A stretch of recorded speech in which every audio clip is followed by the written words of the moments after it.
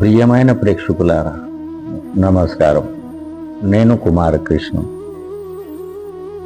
ప్రతి ఒక్కరికి దేవుడి గురించి భావన వేరే వేరేలా ఉంటాయి.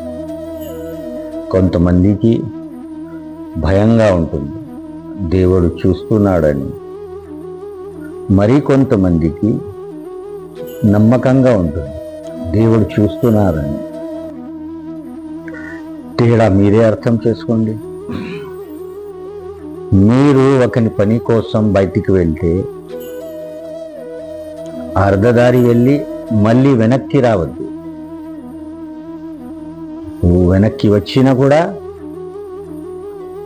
అర్ధదారిని తిరిగి దాటాల్సి ఉంటుంది. జీవితం ఒక ప్రయాణం, గమ్యం కాదు. మీరు మీ లక్ష్యం చేరుకుంటున్న కలలు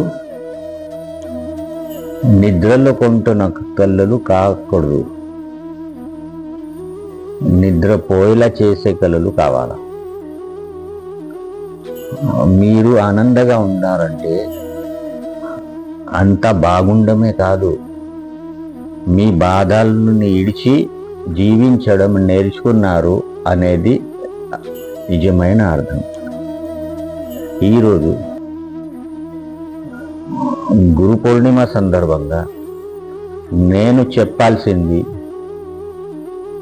గురు అంటే దారి చూపించేవాడు, శిష్యుడు అంటే ఆ దారిని నడిపించి దారిని సృష్టించేవాడు. మీరు కళల కోసం ప్రస్తున్నప్పుడు సమస్యలు వస్తున్నాయా? వాటికి పరిష్కారం మా దగ్గర ఉంది. మహాదేవుడు మరి విష్ణు కప్పేడు మా చేతులు ప్రత్యేకమైన గుర్తులు కనిపించాయి.